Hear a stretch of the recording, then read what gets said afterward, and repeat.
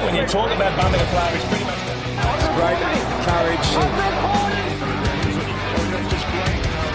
One that says the bump is dead, that's how you deliver it.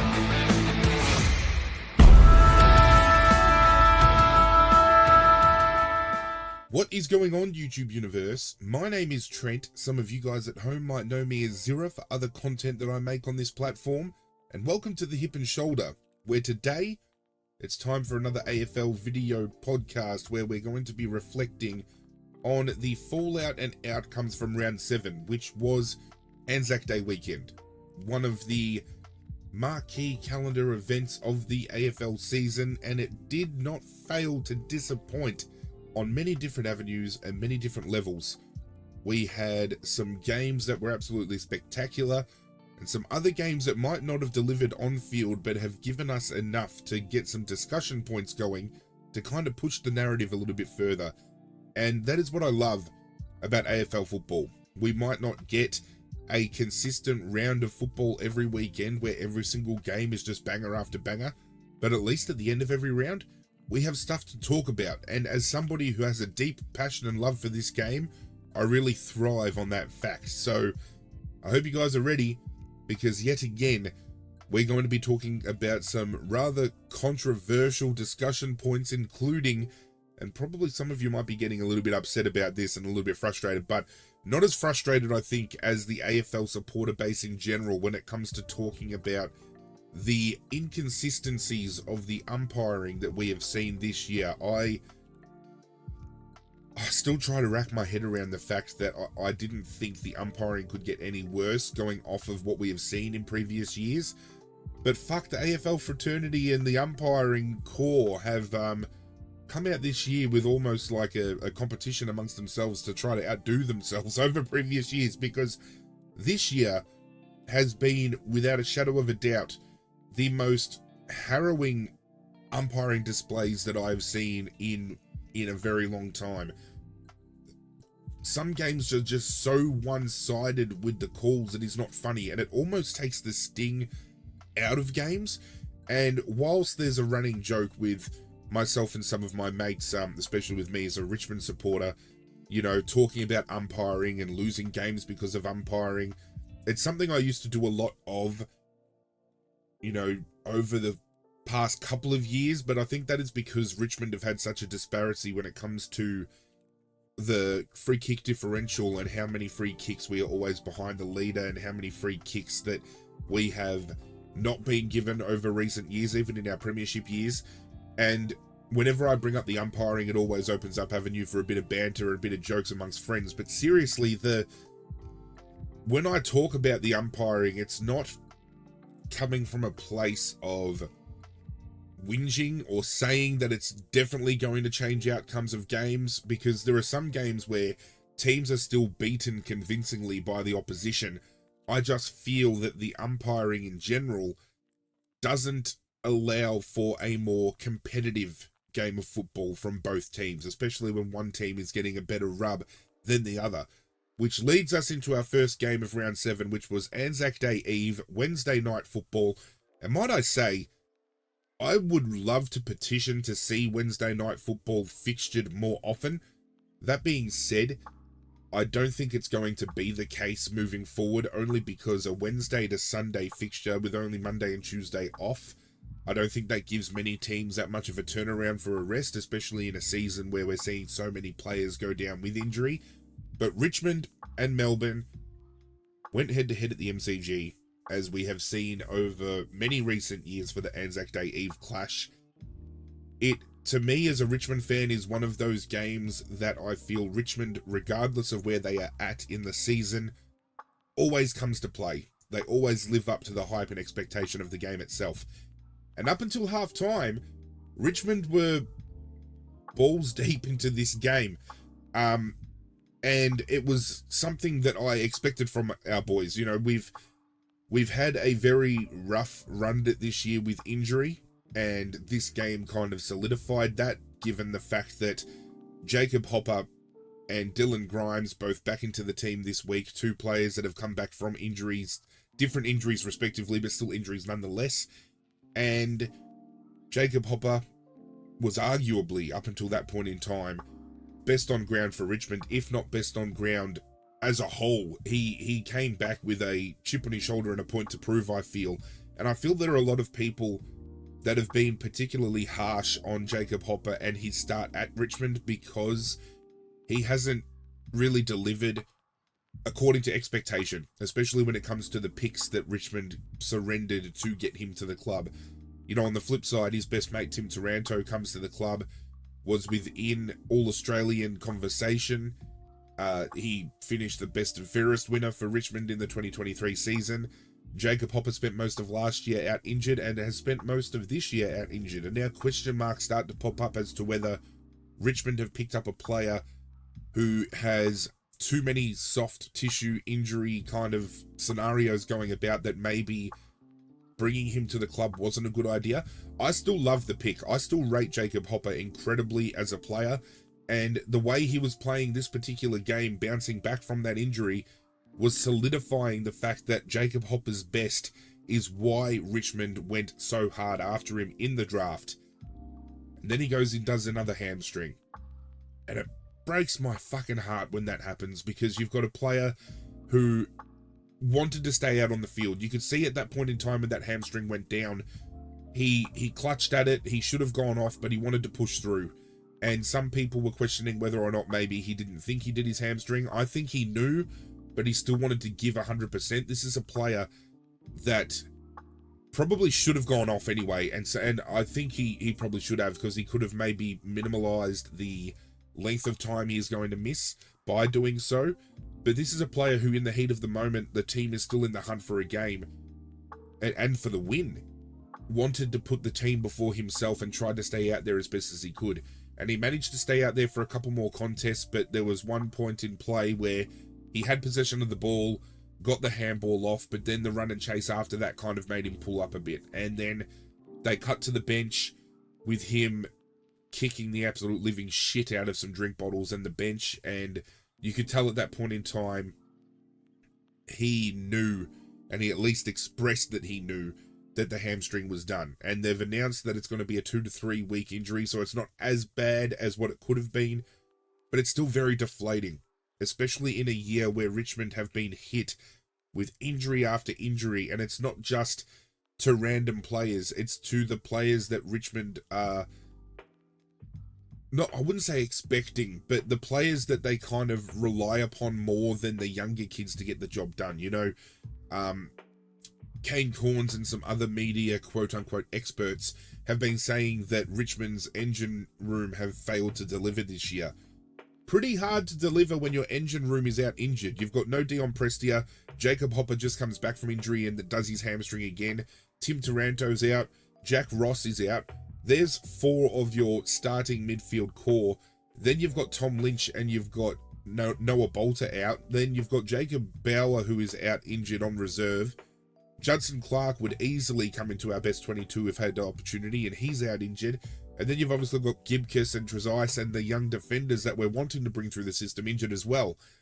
And we've seen historically, especially West Coast, since the COVID period moving into this year, have been crippled so hard by injury that it has forced them into a position where they've been almost non-competitive. At least Richmond supporters this year can hang their hat on the fact that Richmond have been competitive. They've been in games, and I feel we can't hold Adam Uze as a couch. As a couch. I was going to say as a couch. I meant as a coach. We can't hold him too accountable for performing poorly this year for, as you know, Richmond as a whole, because I feel in the face of adversity, with all the injuries Richmond have had, Uze hasn't shied away from giving kids opportunities. He hasn't shied away from moving magnets around to try to, you know, try new things out and really feel out Richmond as a club, especially as a first year, not just as a first year coach for Richmond, but as a first year senior coach. He's coming out of that assistant coach role from Hawthorn, from Melbourne, and now gets the opportunity at the head of the table. And I feel he's doing a really good job, and I'm really excited to see where the club moves going forward from there. But Melbourne ran away with the game in the second half, and we have come to expect that from Richmond in recent weeks. We saw the fade out against Port Adelaide. We saw the fade out against St Kilda. We saw the fade out against Carlton, I suppose, in retrospect, at the start of the year. We're coming to a point where Richmond's inexperience when it comes to the players that are playing, because there is such a decent amount of players in this lineup so far that have played under 30 to 40 games of football, and they're still trying to find their feet in the system, where clubs are taking advantage and they just run away because they're more experienced, they've got more legs, they've had more exposure, whatever the case may be. I still feel there are Richmond players that are kind of acting as passengers, and they are the senior type players, so I feel there is going to be a lot of movement at the end of the year via trade, via retirement, whatever the case may be.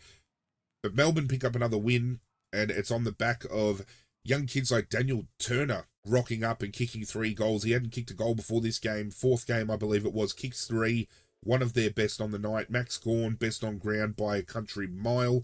Jake Lever, Stephen May in defence, absolutely huge. But again, the umpiring took the sting out of the game in a game that was incredibly close at halftime. And I heard this stat on social media. I don't know whether to buy into it because I don't know whether it's true or not. But somebody tried telling me that Richmond only had 1 free kick in that whole second half. I don't know whether that's true, and I don't want to hang my hat on it. But given the fact that this free kick count ended 12-24, with Stephen May and Jake Lever getting a lot of free kicks in the forward 50 of Richmond, just takes the sting out of it, especially when those free kicks are so monotonous and so incredibly soft that some other games you would see them easily, forgotten about and moved on. I think one of the main points out of this game to prove that fact, transitioning into the Anzac Day clash between Essendon and Collingwood, was the standing on the mark rule. And obviously we have come to learn in recent years that if a player has the ball, a player can't come from behind unmanned to take the mark, because they're essentially encroaching within that, protected area, and they're going to sacrifice a 50-metre penalty in doing so. Richmond had the ball, I think it was maybe Nathan Broad in the back pocket, and Bailey Fritsch came from behind, no opponent in sight, went around the player, not even that, but I think he grabbed Broad as well, and Broad had the ball for a while at this point in time. Easily a 50-metre penalty, not paid. But then we transitioned to Thursday afternoon, which saw Essendon and Collingwood throw down in an absolute fucking cracking match. I feel it's the match of the year so far. There were a couple of instances where those 50-metre encroachments were paid straight away, and it shows just how inconsistent that level of umpiring is at, and that's just what I'm trying to get at. I feel the inconsistency and the momentum swings that these umpiring decisions or non-decisions have had this year are incredibly harrowing and have played into factor in some way in some games, and especially when it has heavily favored certain teams through the year. And I'll hang my hat on the fact that I feel Carlton is still one of those teams that have been handed a hell of a lot, especially when you look at the North Melbourne game. They had 9 goals from free kicks. The Fremantle game, I think it speaks volumes. We've seen other games as well where players like Mackay and Curnow might be quiet, but they get those holding free kicks, some of which are incredibly touchy, but they still get them anyway. But we won't dive into that because we'll be here for too long, and some of you guys might be a little bit upset with that. But continuing on with that Anzac Day game, holy fuck, that to me, as I just said, game of the year. And irregardless of where those two teams are at every year, when it comes to the Anzac Day game, regardless of the end scoreline, it is always one of the best games of the year to watch. And these two teams are coming at this game from completely different angles and narratives this year. You've got Collingwood, who have struggled to get out of the gates in the early part of the season, coming into this game having won their last 3, starting to build momentum again, starting to show that level of consistency that won them the premiership in 2023. And then you've got Essendon, who have this newfound Essendon edge again that everyone keeps kind of memeing and joking about, but they have come in as one of the biggest pressure applying teams in the competition, and we knew this was going to be a tasty contest. Did not think it was going to end in a draw though, especially given this is now going to be touted as a game that finished with many what if scenarios, because there were 3 points in time late in that game that could have swayed the decision either way for their team. Twice for Collingwood and once for Essendon. Essendon obviously being the fact that Kyle Langford marks the ball late in the game, has the opportunity to kick a goal. I feel at that point probably would have been the match-winning goal had he had kicked it. Kicks it behind, ties the game up, and at that point in time, my brother and I looked at each other and we knew straight away it's going to be a draw. We called it from that point. We didn't see any other score coming, and that was the case. But we see Jamie Elliott take an absolute fucking screamer. One of the best marks I've seen him take in a while, and probably front-running, deservingly so, the mark of the year. But then later on gets kicked a routine, uncontested chest mark that he spills and it goes out of bounds. He takes that ball, he's well within range, he kicks either a point or a goal. That could have been a deciding factor for Collingwood. And then you've got Brody Myercheck, who takes a very clutch goal late, should have just gone through the processes of going off of the right foot. I think he went off the opposite with the left, because I think Brody Myercheck is a right footer. I could be completely wrong. If he is a left footer, he made a fucking meal of this kick, because a ball situated where he was at in front of goal should have at least registered a score. But I don't know whether it was just ill approach or whether it was a little bit rushed in the kick, but he sprays it out of the full. Again, what if scenarios? What if Jamie Elliott had marked that ball? What if Brody Myercheck had kicked that goal? What if Kyle Langford had kicked that goal? Especially given the run that Kyle Langford was on, because he was starting to run incredibly fucking hot. But irregardless, drawed game. Both teams walk away with 2 points. I think they would rather take the 2 points than walk away with a loss. Zach Merritt named best on ground. Some might argue that Andrew McGrath was best on. I still think Zach Merritt was. And I would argue that if Essendon continue to win games like they have been, not only would Zach Merritt be in the running for All-Australian and maybe even All-Australian captaincy, but could be a smoky for the Brownlow this year as well. I've said it in previous videos, not just in the podcast, but in my tipping videos, my Supercoach videos.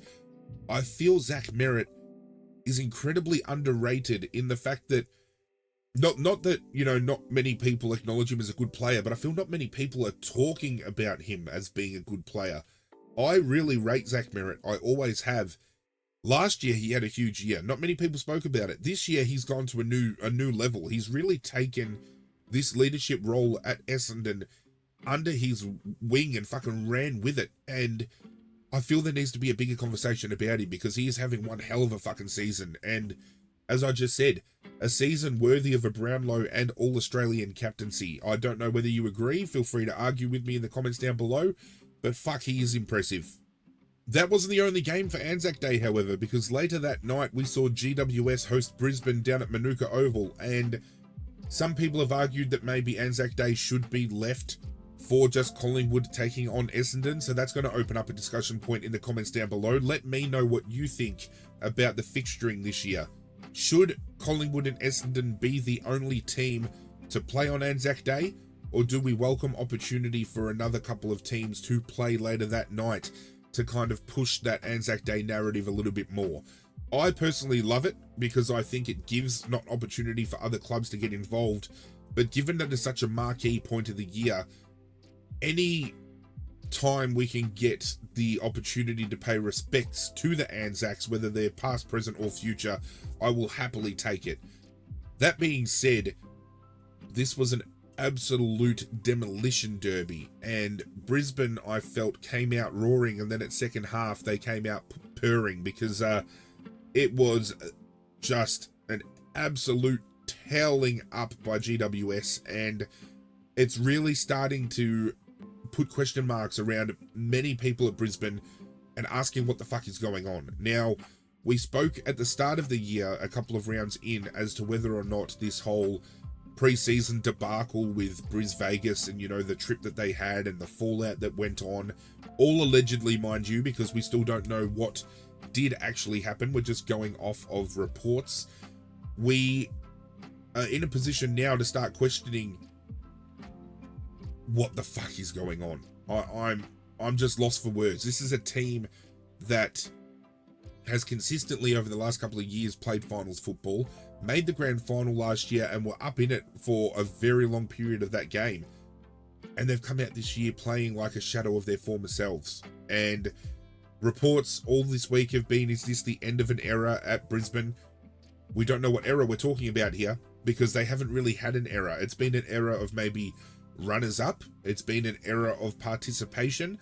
I feel if they're coming to the end of an era, they're coming to the end of the Chris Fagan era. Now, I've never really embraced or appreciated Chris Fagan as a coach. There's just something about him that I just don't know what it is, but it just irks me.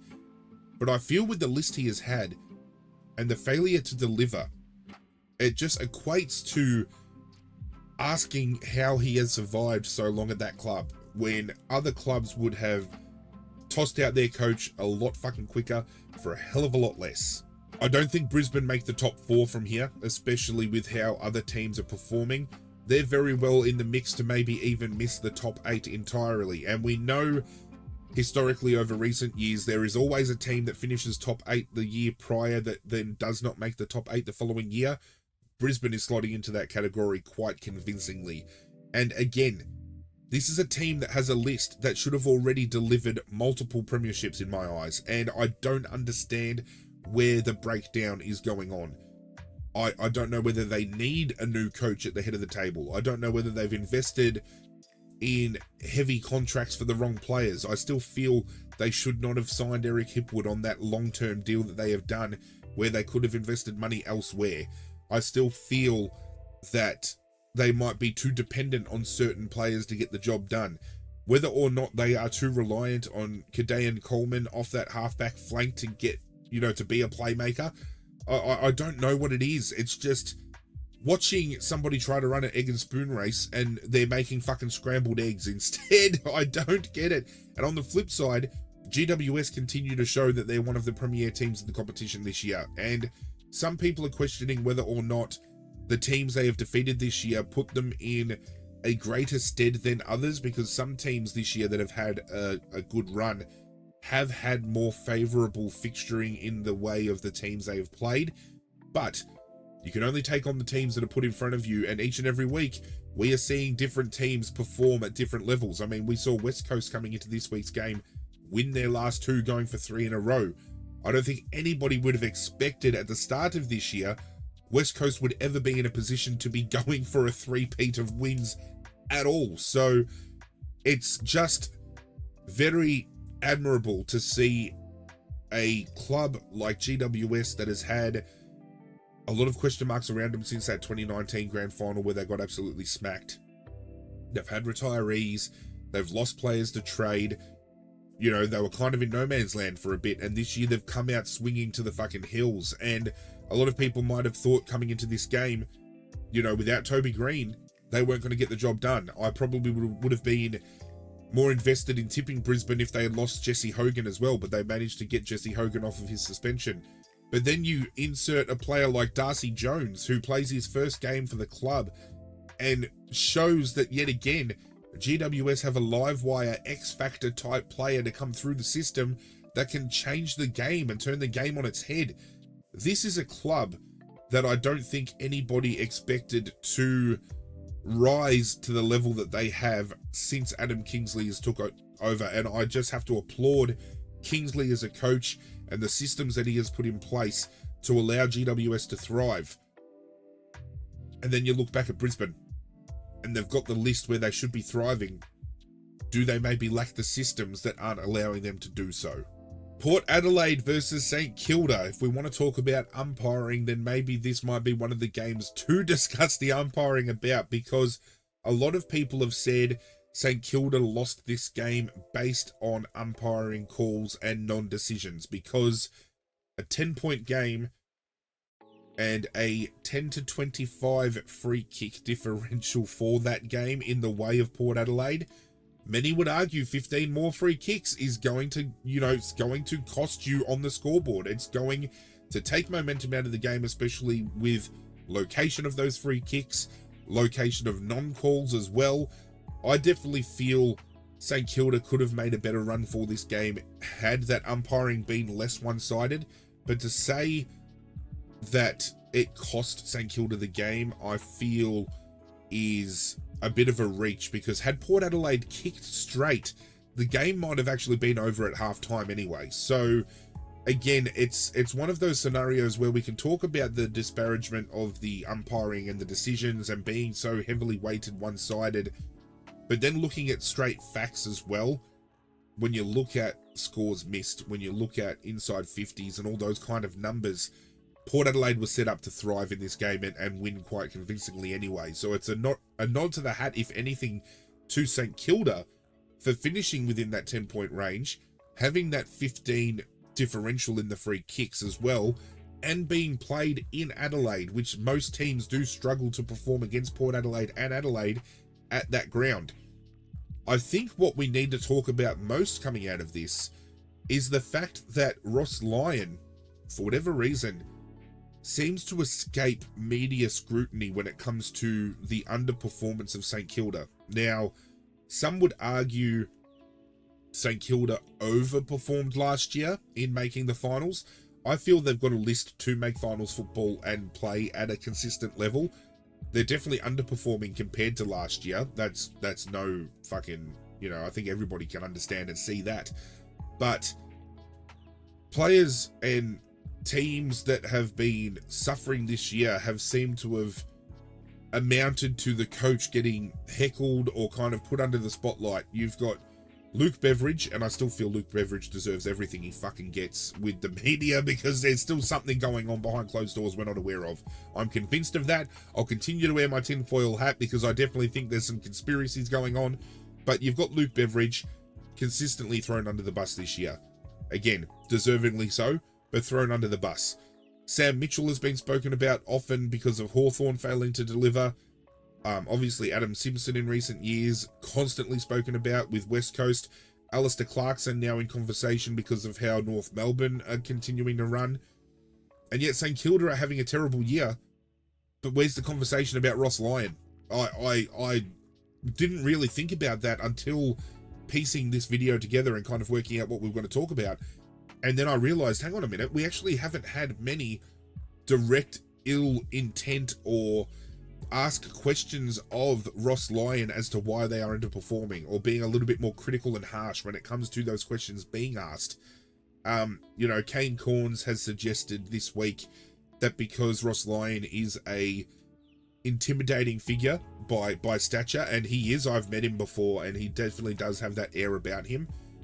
He is well liked and well respected within the AFL community as well, so some things like that might come into play, but I feel every coach should be on a level playing field. If your team's underperforming, the coach should be under scrutiny, regardless of what club you're coaching and your status as a coach. So, be interesting to see how the year progresses for St Kilda and whether or not he continues to slide under the radar of scrutiny. Port Adelaide, though, might escape with a 10-point win, but heading into the showdown this coming week, they're going to be without some pretty big and important players for that club. Sam Powell-Pepper, such a great pressure player, finds the goals, he pops up at the right times, has done an ACL, he is out for the year. Aliir, through a tackle via Jack Higgins, has been concussed, he will miss the showdown. Now, I would love to know your thoughts at home if you saw this incident go down, how you feel about it. Jack Higgins has copped a 3-week ban, which St Kilda are taking to the tribunal to have overturned. I have heard media like Wayne Carey say that he feels that it's going to get overturned and he's going to get 0 weeks. He even has presented the fact that maybe they gave Jack Higgins the automatic 3 weeks to allow him to go to the tribunal and have it overturned.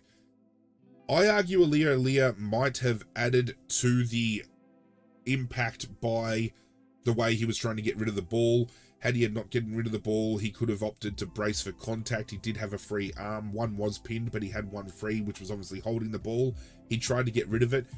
But you're coached to get rid of the ball. You're not coached to make an active decision that, oh, I'm gonna get caught holding the ball here if it means I can protect myself from a dangerous tackle. Because players don't go into scenarios thinking they are going to get dumped on their head. Had this been a rugby game, Jack Higgins would have been done for a hip drop, in which is when you're tackling, you drop all your weight at the hips and you sink all your weight to kind of pull momentum down with the player. And that's exactly what Higgins did. Now, some would argue he would have to do that because there is such a size difference between a player like ZirraTGK and a player like Jack Higgins. But you've still got a player dropping at the hips. A player is off balance. The swing motion is still there. ZirraTGK's head hits the deck. He gets concussed. He is making a genuine attempt to get rid of the ball.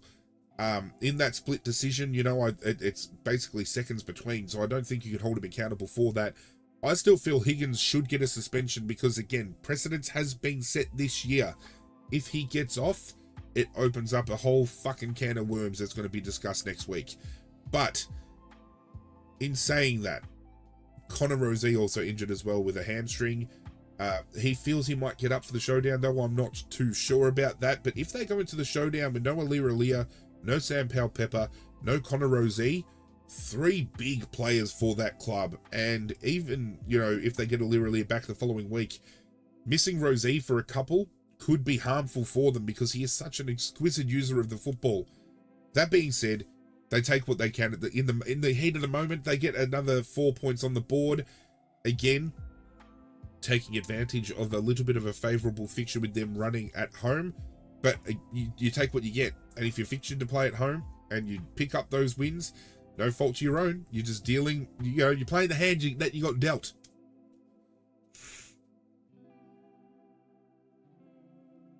Speaking of playing hands that you've got dealt, I feel North Melbourne haven't even rocked up to the table to play this year, because North Melbourne, Adelaide, down at Blundstone Arena, I thought North Melbourne were every chance to win this game, and that wasn't knocking Adelaide. However, in saying that, Adelaide have failed to deliver this year to expectation, and North Melbourne, we have seen historically, might have a shithouse season, but whenever they go down to Tasmania, they kind of go to another gear. They didn't get out of first gear. I don't think they might have even gotten out of neutral in this game, and it's upsetting to see because they have shown glimpses this year throughout each and every game that they are capable of playing solid football, albeit in patches. And this game was just a severe breakdown. I don't understand. I really don't. They've got one of the best, if not the best coach at the head of the table at that club. They have such a good young list, and yes, okay, that young list may be filled with players that are only 1-2 years into the system. But on paper, as I've said in previous podcasts, they have one of the best engine rooms in the entire competition. They're lacking in defense, yes, we know that. But they're starting to get players playing into those roles that they're giving themselves an opportunity to be competitive. And I think North Melbourne fans, that is all they want. They might be in a place right now where they feel, okay, we're going to lose games, but as long as we can see light at the end of the tunnel and the boys are competitive, we will take that as a win. As a Richmond supporter this year with all the injuries we've copped, that is something I'm clinging on to. But I don't think they've even got that to hold on to. And questions are now starting to pop up whether North Melbourne are even going to win a game this year. It then starts talking about the compensation that they've been getting with priority picks and stuff like that, as to whether or not the AFL giving them these packages are aiding the club at all. I don't know. I don't want to dive into this too much because I think it's kind of like a rabbit hole that we could continuously find ourselves spiraling down and talking about, but something's got to give. I don't know when it's going to give or where it's going to give, but surely something at some point in time is going to happen, especially when you've got players this year that are at risk of leaving that club and are going to leave them off in a worse position. I think Cam Zurhaar's already got one foot out the door, and that's going to be a huge out for North. Luke Davies-Uniacke, I don't think he's going to want to play a full career, at least, at a club that isn't going to compete, because at the end of the day, players want to play in grand finals. They want to play in finals. They want to win premierships. And I don't think these type of players, especially with the level of talent they have, are going to want to be cellar dwellers for their whole career. Cam Zurhaar coming into this year already said he's been in the system for 8 odd years. Never played finals, I don't think in his time at least. And he doesn't want to be at the bottom of the table. He wants to be winning games. He wants to play in finals. He wants to win premiership cups. And I think he knows he's not going to get one of those at North Melbourne in his lifetime unless something drastically changes for that club. So definitely on high alert at North Melbourne, because I feel their overall performance by the end of the year is going to dictate a lot of player movement from that club. Then you have a look at Adelaide, again, might be underperforming, but start to find their feet in certain scenarios. Like, they picked up a big win against Essendon. The following week, I thought they would win. No, scratch that, reverse it. Big win against Carlton. The following week should have beaten Essendon, but fell just short. Come out this week, absolutely annihilate North Melbourne. They're still in limbo as a club, I feel, Adelaide, and something's just missing with that level of consistency. But they definitely found more consistency out of this game than what they showed the week prior. And obviously the big story this week is coming out of the fact that Rory Sloane has retired from the game, a great servant of the AFL, brilliant player, champion Adelaide player as well. Sad to see him go. I feel he probably should have retired a year or two ago anyway, because all of these injuries might not have happened had he had retired. But having seen him play and what he has brought to that club is so immense, and it's always sad to see a club great bow out from the game. And I don't know whether Adelaide, I really don't think it's going to hurt Adelaide on field, because I think Rory Sloane was starting to slow down. But I think that leadership is what they're going to miss the most. I'd love to see him come back in some capacity in a coaching role, because I feel he's got a lot of knowledge and know-how that would make any coaching panel better. But both of these clubs, as I said, officially on watch for different reasons. Adelaide starting to get their season back on track and pushing for that final spot that we thought they would all get this year. And North Melbourne on watch for not only trying to win their first game, but how they're going to move as a club moving forward. Because at the moment, I feel so many clubs are taking steps forward. Adelaide, especially this week, huge steps forward. North Melbourne, taking a lot of steps back. Carlton versus Geelong, I said this week would be one of the games of the round. I did say Essendon Collingwood would be, and it was. Carlton versus Geelong did not fail to disappoint either, in a game that I thought was done and dusted until Carlton started turning it up in that last quarter. They really do know how to put on a show, Carlton. I'm not knocking them, and I've been a bit brutal on them this year with, some games being heavily weighted their way with umpiring decisions, and we can't question that because it has been. And if we're looking at it from a neutral point of view, like I am watching games that don't involve my direct team, you can see that there has been heavily weighted decisions their way more often than not. This game was an absolute fucking cracker though. As I said, Geelong got out to a big enough lead where I thought it was game over, and then Carlton came knocking. And Blake Acres kicking 2 goals within essentially a minute, bringing him that, back in, shows that Carlton have players within their system that are absolutely clutch and float under the radar so severely that it truly does make them a threat, because teams don't feel that those players are going to be accountable enough to keep an eye on. I don't know how Blake Acres finds as much space as he does as a wingman, runs all fucking day, and gets himself into spots where he can change the game off of his own boot almost every single week.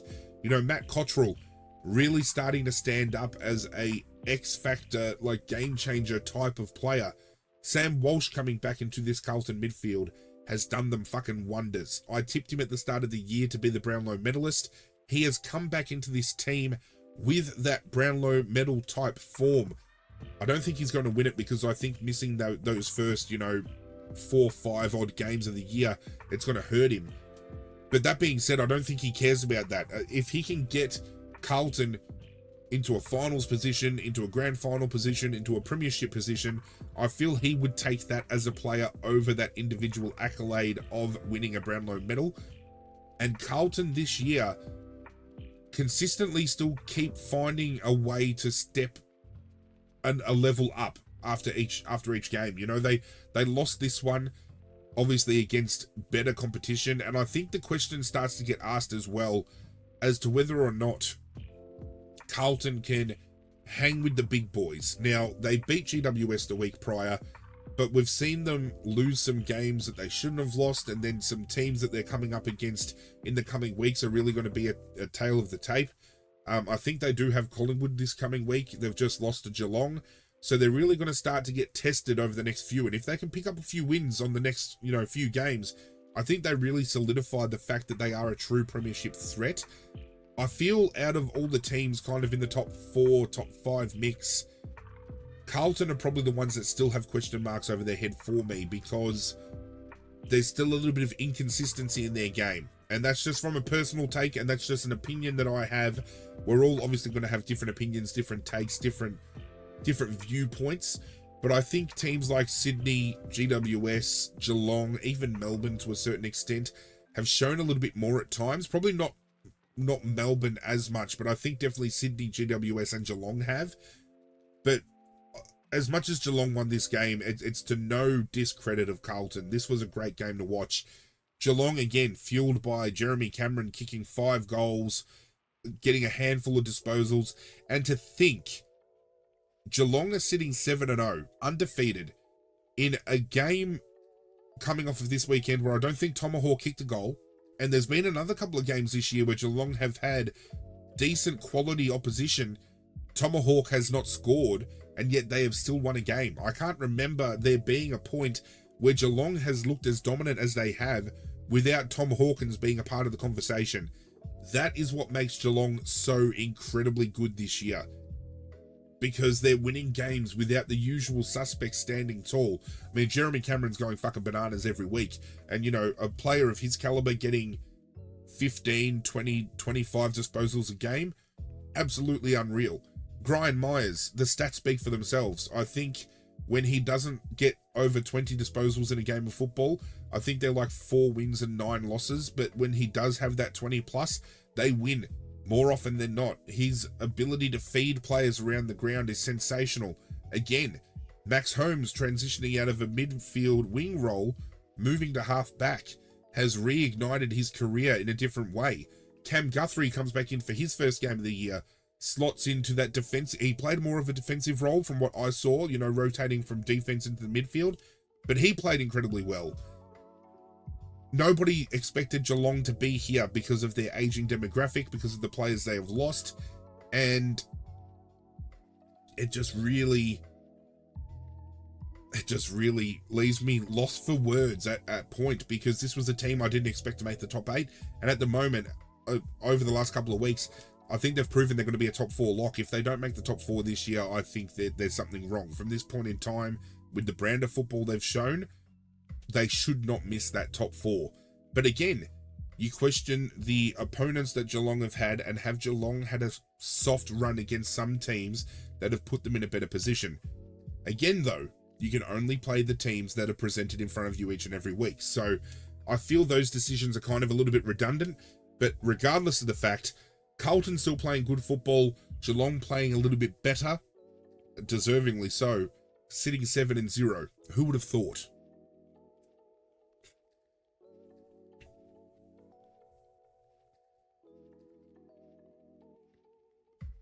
And before we continue on as well, a special mention to Carlton and congratulations for the fact that they are now the 4th club in the competition to reach that 100,000 member marker.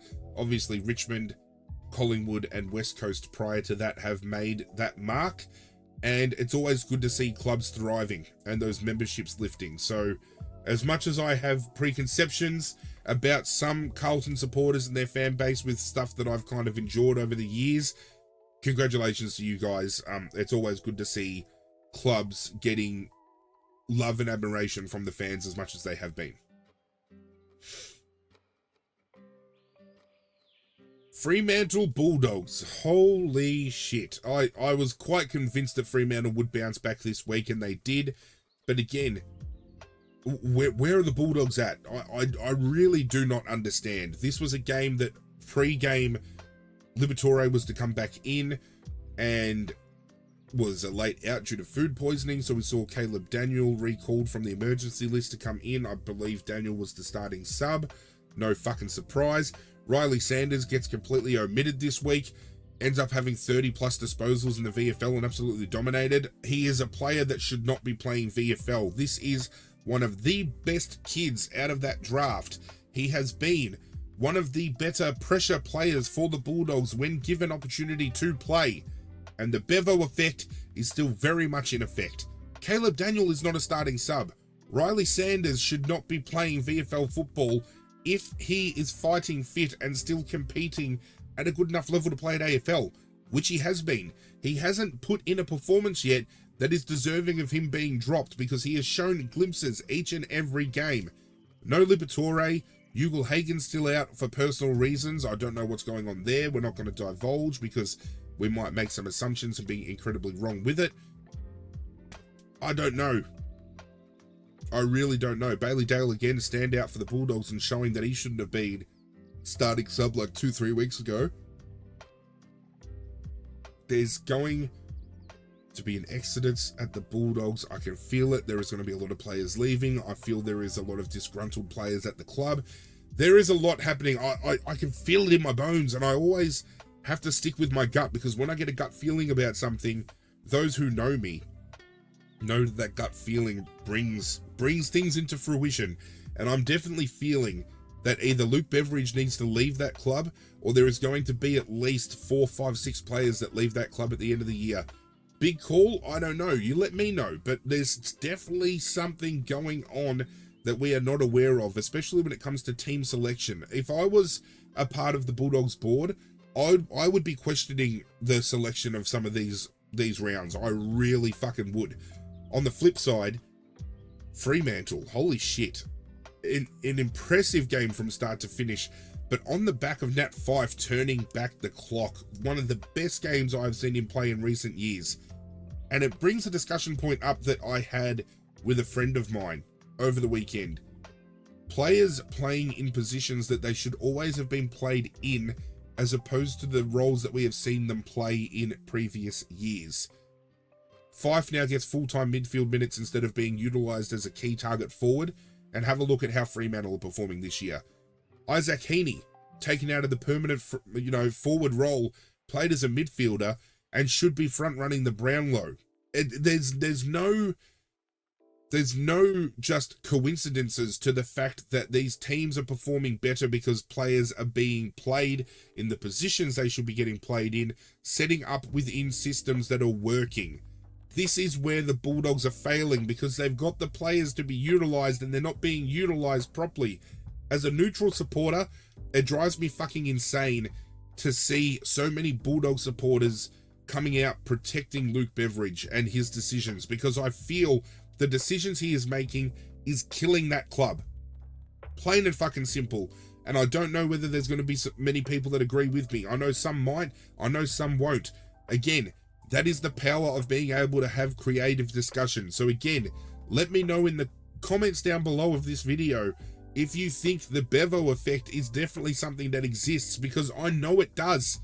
Some people don't think it does, but it fucking does. I'm telling you, it does. Moving on to the Gold Coast versus West Coast, this was a game where I think a lot of Gold Coast supporters for majority of this game were sitting on their hands, really fucking nervous, because West Coast came to play. They were looking for 3 in a row. As I said earlier in this video, I don't think anybody would have expected West Coast to be in a position this year where talking about 3 in a row was going to be something that we would be talking about. I am really good friends with a few West Coast supporters, one of which is very vocal about his passion and love for the game and this club. And I know he is very, very diminished about this particular loss, because the West Coast Eagles have shown so much over the past 2 weeks coming into this game. They just failed to deliver when it mattered most, especially in that second half. And it was almost, again, like the last couple of weeks never existed, because they went back to playing that brand that has seen them lose games of football. They dropped the systems in place that have won them the last 2 rounds heading into this game. Some players didn't really live up to the expectations they have set for themselves and the standards they've been playing at. Some would question whether or not Harley Reid being rested was a questionable decision. I think it does. I mean, I think Harley Reid is flying. I don't know whether he needs a rest unless he's maybe carrying an injury that we're not so sure on. The usual suspects in Elliot Yeo, Liam Duggan still living up to the standards they have set for themselves this year. And while West Coast might only have 2 wins on the board. Yo and Duggan are putting in performances that, at least in my eyes, are worthy of being discussed for All-Australian selection. Maybe not in the team, but at least the team 40, because they have been, you know, in the conversation of the most disposal getters, the most influential players on the field for each and every game this year.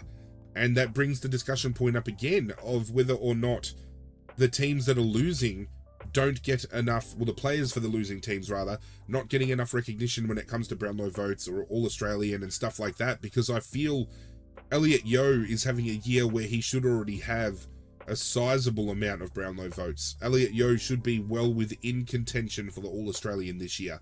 I don't know whether he will be, because West Coast haven't been winning those games.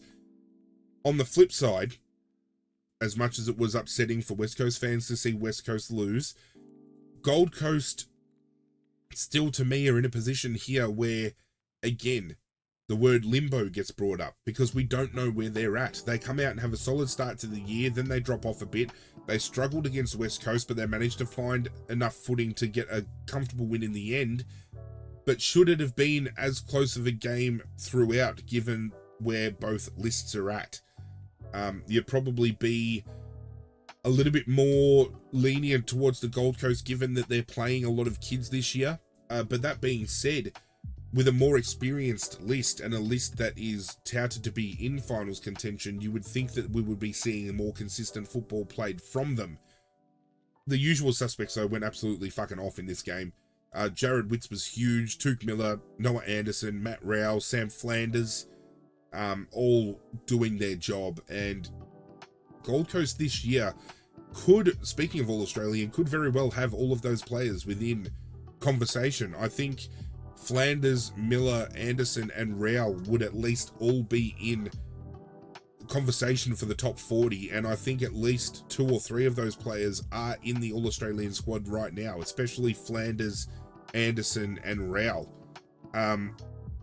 It wasn't a discussion point I think we would have about the Gold Coast, because I didn't think they would make finals this year. I thought they would be on the cusp this year and then transition in. But you can see Damien Hardwick has had an immediate impact with this list, and it's going to be very interesting to see as a neutral supporter where this list goes, and whether or not Damien Hardwick can get this premiership that he has, I'm going to say officially, because he has actually come out to the media and said it. They have set themselves a goal to win a premiership within the next 3 years, I'm pretty sure. So it'll be interesting to see whether they can deliver that, because we know about Hardwick and Brendan Gale and the promises that came out of Richmond and that coming to fruition. Can the same happen at the Gold Coast? Who knows? And the round wrapped up with Hawthorn taking on Sydney. The game was over at quarter time. Let's be honest here. A lot of people are saying, now this is a game that I missed seeing portions of. I've seen replays, but I haven't seen from start to finish in full. A lot of people are saying that this is a game that while Hawthorn was smacked on the scoreboard, there was a lot more effort shown if you take the scoreboard away. I don't know how that relates when you're being comprehensively smacked like Sydney did here. But I still feel Hawthorn as a club, especially given the scope of the fact that this year a lot of people were saying that they were going to move out of the bottom 4, would be in contention for finals, you know, moving up to that, you know, top 10, top 8 kind of deal. My fucking alarm's going off. As I was saying, Hawthorn's been touted as a team that could have finished anywhere from top 10 to top 8. I didn't think that was going to be the case. I still had Hawthorn in my bottom 4, if not my bottom 5. It's incredibly interesting, the discussion point for Hawthorn, because again, we've got a young list that we know are in a rebuilding stage. I think at this point in time, once Gunston and Bruce both retire, they don't have any current Premiership Hawks left. So it's a completely new look Hawthorn in the way of the last time they won a premiership. They've got so much talent on this list. They should be performing a hell of a lot better than they are. I don't know whether they're targeting the wrong players to bring in and bolster their team. They are still very much in need of a proper key forward. I'm not dissing Mitch Lewis, I'm not dissing Mabior Chol, but they don't have influence on games like a Curnow or a Mackay do for Carlton. or a Tomahawk or a Cameron has for Geelong, or a Hogan for GWS, you know, a Logan McDonald for Sydney, a Tom Lynch for Richmond when he's not fucking doing hamstrings and ankles and all that shit. You know, I don't know where they need to patch the holes, but I think there are still holes at Hawthorn that needs to be patched up. And I don't know whether when you lose like this, whether you can hang your hat on, oh, but we tried, you know, because you could then argue the same for North Melbourne, because North Melbourne have been getting smacked, but there have been games where they've tried, but they've been thrown under the fucking bus all year by the media. And that, again, brings about similar discussion points to what I mentioned before about Ross Lyon escaping scrutiny. Is Hawthorn, as a club, escaping scrutiny where they should be, I think, more scrutinised, given the fact that teams like North Melbourne and West Coast have been copying it year after year after year? And Hawthorn are at a point, when you look at their list compared to North Melbourne and compared to West Coast, they should be playing more consistent competitive football, and we're not seeing it. Sydney, on the other hand, they come back off the bye 2 weeks ago and they've just gone fucking bang bang, 2 big wins. And if they haven't put a strong case for pushing for a premiership this year, then I don't know when they will. And I think a lot of people are now suggesting we're going to see a rematch of the Geelong-Sydney grand final, where we saw Geelong beat them comprehensively. I feel this year, favour might tip in Sydney's way if that is the case and that is the match we get. I'm keen to see head-to-head clashes with Sydney and GWS, which is going down this week. Clashes between Sydney and Geelong, GWS and Geelong. These are going to be very tantalising matches to watch. They're just looking the goods, and again, it comes down to players playing in positions they should have always been playing. Lance Franklin, as much as he was there for this game, and there was a big spectacle about him playing for Hawthorn and Sydney, and all of his kids were there, and there were 7 odd kids there. Like, has he been I didn't even know he had that many kids. Were all those kids his? I don't even know whether he maybe fucking just borrowed some kids for the day, but fuck, he's been busy if he's popped out 7 kids. He was an absolute great. He is a future first ballot Hall of Famer. He will be a AFL legend when the time comes for him to be inducted as such. But Sydney have been so Lance Franklin, you know, mindseted over the last few years that whenever they had the ball, it was always, we need to get it to Lance Franklin because he's going to be the magic maker. No coincidence again that Franklin retires and there is a more even spread and they're playing a more cohesive brand of football because of it. Again, Heaney coming out of the forward line, being played as a pure midfielder like the Sydney supporters have wanted to see for a very long time. And not only Sydney, but the fantasy football coaches like myself that have wanted to see for years. He has had this in him this entire time. It's not like, oh, we're just going to make him a midfielder this year and he's going to turn up the heat. Sydney have been underutilising this kid, or he's not a kid anymore, but they've been underutilising Heaney for years. To think this is what they could have been getting out of him had they have pulled the trigger on it 2 or 3 years ago. I'm not at all suggesting that he would be game-changing off of his own boot, but I think their fortunes might have turned a hell of a lot more had they have played him in this role. They've been great to watch, one of the best as a neutral supporter to watch, and this year especially, I'm on the Sydney bandwagon when it comes to watching neutral teams. There are a couple of teams that I'm on board with this year. Sydney's one of them, and fuck, they're impressive to watch. To officially recap the round, we need to end it by talking about the ladder and how things are situated. Our current top 4 are Geelong, Sydney, GWS, and Melbourne, with Geelong obviously on top, undefeated. Port Adelaide and Carlton currently sitting out of 4th place on percentage, with Essendon and Fremantle sitting in 7th and 8th respectively. Obviously the draw going to play into factor potentially at the end of the year for both Collingwood and Essendon, so one to definitely keep an eye on. And in respect to the top 8, Gold Coast is sitting in 9th spot, just out of 8th on percentage. We have Collingwood in 10th with it left my head for a minute there, but the draw putting them in 10th spot, 2 points ahead of the Bulldogs in 11th. And then we have Adelaide, Brisbane, and St Kilda rounding out 12th to 14th, with West Coast, Richmond, Hawthorn, and North Melbourne rounding out the bottom 4. With all that out of the way, there is only one thing left to do before we wrap the podcast up, and that is to get my votes in for the Hip and Shoulder MVP award for the 2024 season. If you haven't seen a podcast before and you're unfamiliar with how this works, it's a standard 3-2-1 vote system, like the Brownlow. A couple of honourable mentions for players that might have missed that one vote selection. And again, as I always say every podcast, the players of the competition are never going to know this MVP award exists. I'm not doing it to have player recognition. I'm doing it because I have a deep love for the game. I love getting to assess each and every performance and how players have performed, how players have underperformed, and just see kind of where players are situated in my eyes compared to where they finish at the end of the year when it comes to the Brownlow and the recognition that the umpires give the players as well. I know there are other AFL YouTubers that do something similar. I know the Hoops Show, which are dedicated to Geelong specifically, do an honour roll for Geelong players every week. I know there were other creators on TikTok and, you know, on YouTube and stuff that do their own MVP awards as well. And that really inspired this. And it's something that has provided, again, opportunity for discussion with you guys at home.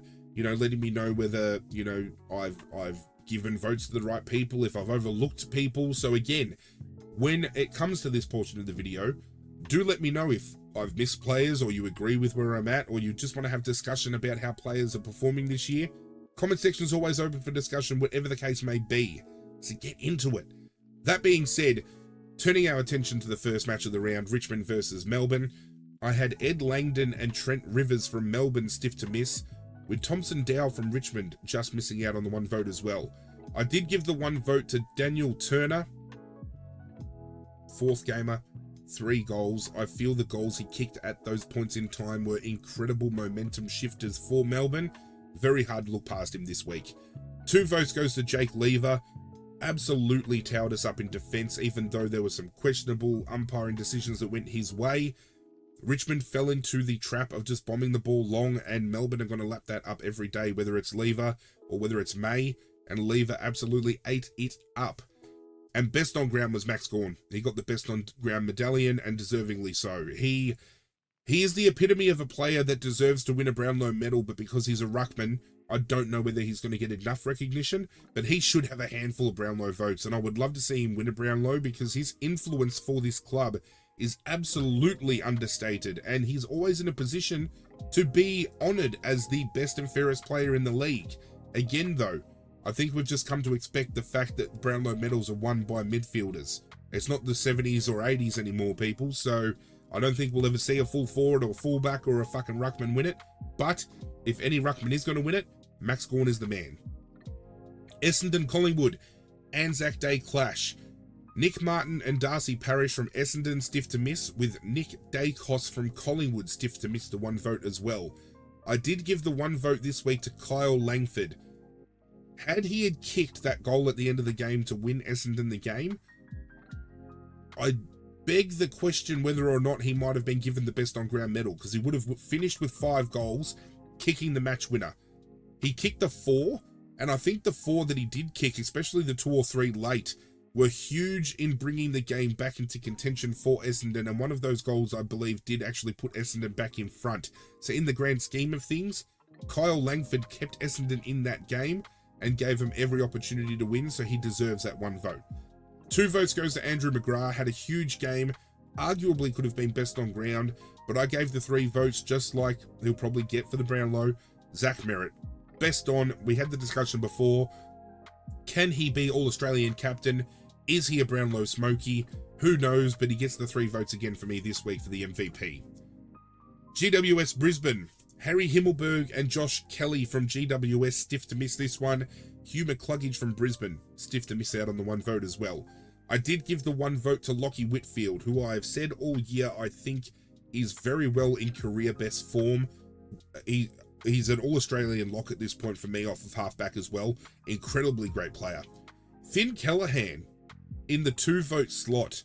He is a player who I feel has lacked a little bit of consistency, but has really come into his own this year, and this was a real breakout game for him, especially with his tackling pressure around the contest. He was absolutely huge. Best on ground, though, finding his feet again, Tom Green, can't go past him. another player who I feel is running at a career best form rate. Would have been contesting the Brownlow early, has had a couple of down weeks, but is great to see him bounce back this week. Port Adelaide St Kilda. I've got Jace Burgoyne and Jordan Sweet missing out on the 1 vote for Port Adelaide, with Nasiah Wanganeen Malira missing out for St Kilda. I did give the 1 vote to Jack Sinclair. I thought he was huge for the Saints, and it would be amiss of me to not have him in vote calculation. Willem Drew, again, at a position where I feel doesn't get spoken about near as often as he should, and his defensive work in that midfield goes incredibly underrated. And best on ground for me was Ollie Wines.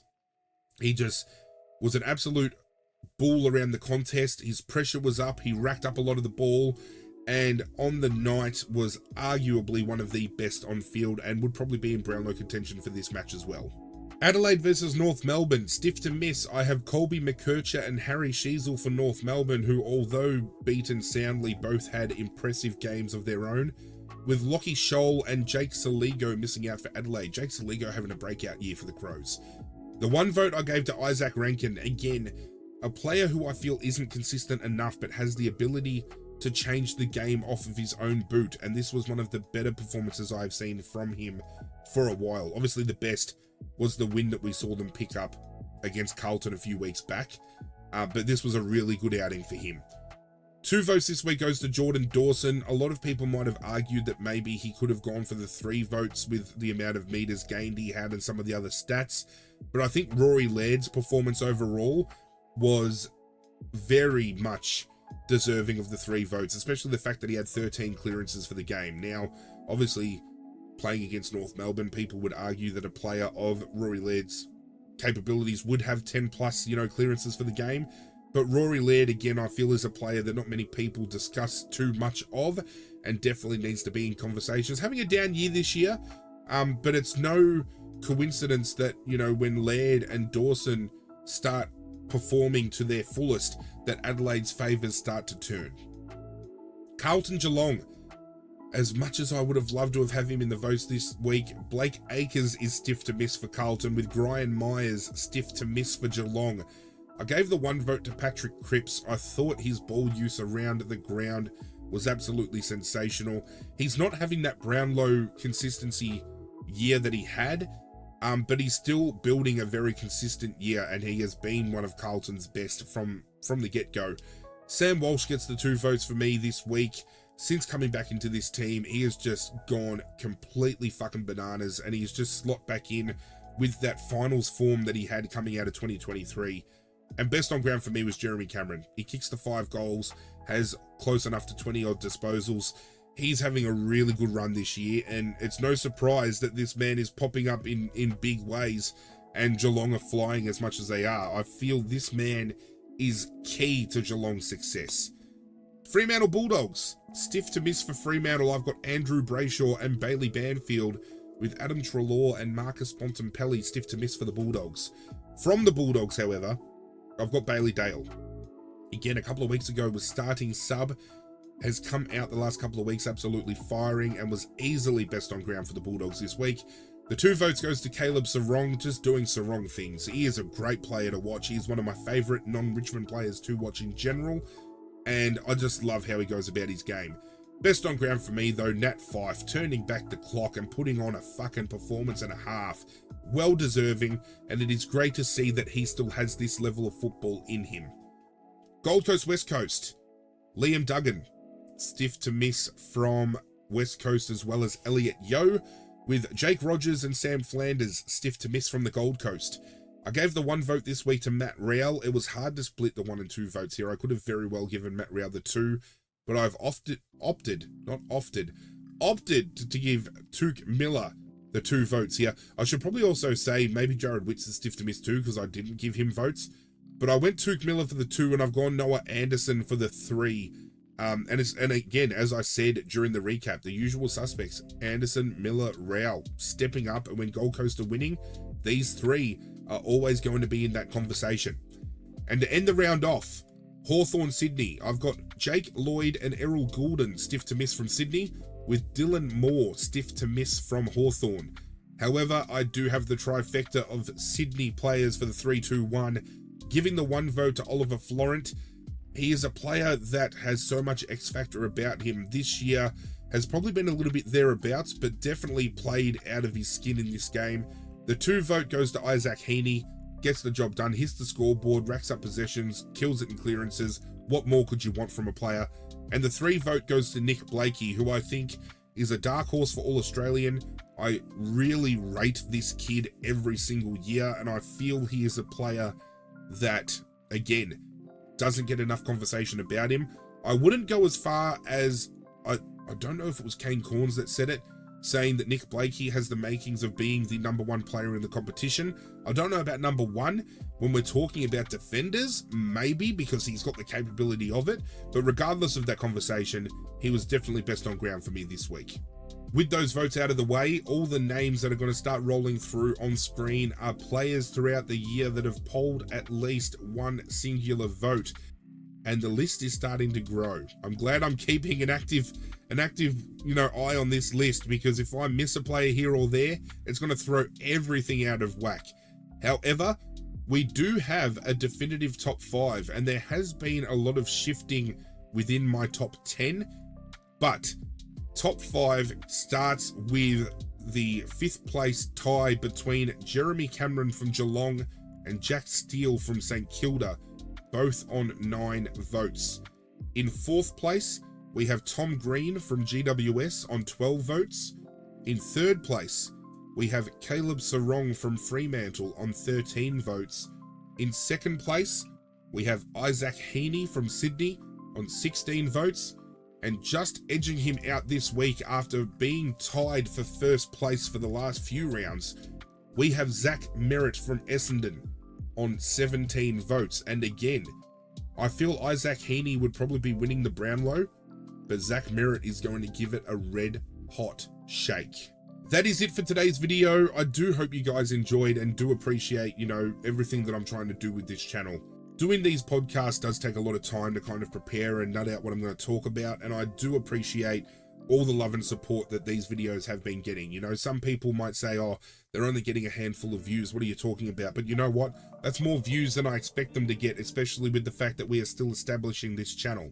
So, with that being said, if you would like to help me grow this community, like the people that have gotten on board with so far, do hit that like button down below, and do hit that subscribe button down below as well. We did just reach 50 subscribers, so again, thank you all for getting behind this venture. When I started it, it was something that obviously I was just wanting to transition my tipping videos from my gaming channel to this channel, but now it's opened up opportunity to do so much. And as I've mentioned in previous podcasts, I do have ideas for different types of content moving forward. And if you've got ideas for football related content you would like to see, let me know. Again, comment section down below. It is open for discussion. Do not hold back. But that's it from me, guys. I'm out of here, and as always, I will catch you guys next time.